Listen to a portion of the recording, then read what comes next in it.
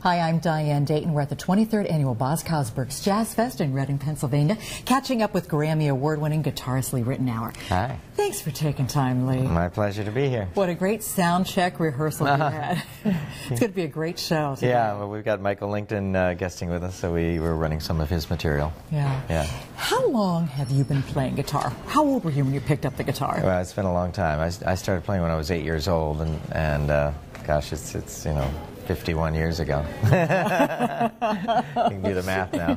What was it about the guitar that had you so captivated? Well, yeah, it was 1960 basically, and that was just, gosh, it was a fantastic time. The guitar was the instrument of the day, and in every respect, you know, rock was coming, Elvis was on the TV, you know, the Beatles were around the corners, the Rolling Stones, the blues was great with B.B. King and Albert King and John Lee Hooker, and jazz guitar was phenomenal then too, with Wes Montgomery and Kenny Burrell and Joe Pass and all these guys, and country, Chet Atkins. There was sort of, and Segovia and classical. There was then an icon in every field, and I just got very interested in the guitar immediately. I was one of those little kids when I was 4 or 5 putting rubber bands on a broomstick handle with a couple of nails, you know. So apparently the vibration of the string was my thing, and I never looked back. I got real serious from 12 years old on. Yeah. And when was your first official gig? What would you call? Well, you know, it was also a time when there was, oh gosh, a lot of work. You know, there was no computers, there was no drum machines and sequencers and DJs and all that, and so they needed live music for everything. They needed it for demos, for parties, for sessions, for live, for theater, you name it. You know, the way people heard music was to experience it like we are today. And so I was fortunate. I started working casuals, parties, weddings, and I was playing with a big band a college big band when I was 12. Wow. And they were doing gigs, and then that splintered off to small groups doing gigs and people hiring me.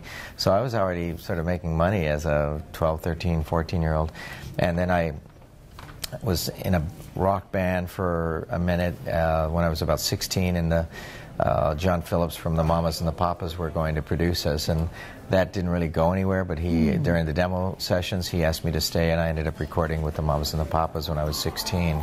So, and that was the beginning of what started as a studio career for me. When I was 18, I got turned on to Lena Horne and Peggy Lee, and I was on the road with both of them. And then after that, it just spiraled into sessions and eventually my own records. Wow. You had a bit of time with Foreplay. You were one of the founding members. Absolutely. How did that all come about? Well, that was a very natural process. Bob James was doing his solo record in L.A. I'd worked with Bob a little bit. Harvey Mason, the drummer, had worked with Bob a whole lot. Nathan and Bob had never worked together, and Harvey and I believe recommended Nathan for the session. When the four of us got together for Bob's session, it was just, we could just tell the magic was there. It was because every one of those four guys, Bob, Harvey, Nathan, and me, we all have individual styles, very distinctive.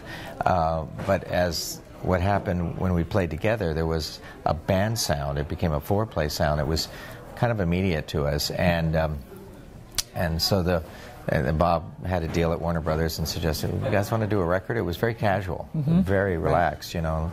And we wrote a bunch of tunes, and those first 3 records that I was involved with ended up going through the roof. Wow. You know. Yeah, phenomenal success with the band. Yeah. And then you were off doing your own thing. Well, I had been doing my own thing before that and after that, and so yeah, I'm like 40 albums in now, or 40 plus. I was going to ask you, how many is it? It's a lot. Yeah. What's your most recent project? The recent album on Concord came out late September last year, and it's called Rhythm Sessions. And these days, when I'm doing albums, because I've done so many, if I have a concept, and it's even important for me to have the title at the beginning, and so I have been so fortunate to have great rhythm sections, people like Foreplay and other great rhythm sections, and so I made an album based on fitting the piano, bass, and drums around my guitar. So I have this rhythm section of Melvin Davis and Sonny Emery on a couple of tunes. I also have Patrice Rushen and Marcus Miller and George Duke and Stanley Clarke and Chick Corea and Peter Erskine and all these different combinations, Christian McBride.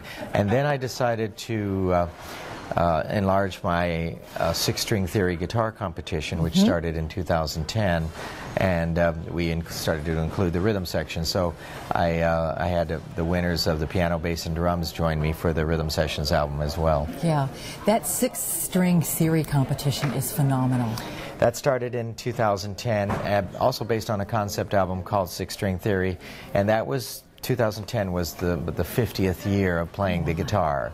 And so I thought, you know what, let me do a record about the guitar, you know. And in the early days, the record companies would have never gone for that. You know, they would have said, what do you mean? You know, you got to have singles, and you can't. And I said I wanted to do a guitar record that touched on jazz, rock, blues, acoustic, classical, and country. And they thought I was crazy, right? And I said, no, I can make it work. So I got 20 amazing guitar players, including, you know, George Benson and Pat Martino and John Scofield and Mike Stern and Slash and Steve Lukather and Keb Mo and Taj Mahal and B.B. King and Robert Cray and Joe Bonamassa and just all sorts of Neil Schon, all sorts of fantastic guitar players. And then because YouTube has been such a prevalent thing for everyone in music and for everyone around the world to put up their videos of any kind, I thought, well, I've got all these legends on the record. Why don't we put a contest together where we have a brand new talent, you know, join us on the record. So I got together with the Berklee College of Music, and they offered a full scholarship to the winner. And then the Yamaha Corporation got very involved and offered endorsements and equipment and D'Addario Strings and Monster Cable. So there was just all these great companies that came together to help. And a young classical guitarist from Toronto won it the first year, and they continued in 2011. The rhythm section part of it, along with the guitar, continued in 2012, and now we took a little hiatus, and now we're going to get even bigger into 2014. That's exciting. You are so passionate about what you do, and you play with such passion. You inspire a lot of people with what you do. Outside of this passion with music, what else are you passionate about, Lee? Well, just, you know, life in general. I mean, I've been very touched. You know, I had a very, I worked hard, but I've also had a very lucky career. I grew up in LA, Los Angeles, and there was a lot going on there musically always, and my dad and mom were very supportive and turned me on to the greatest teachers, and I had a lucky spirit about it all. So I've never been bitter or ungrateful. You know, it's like every day I play music, you know, it's a gift.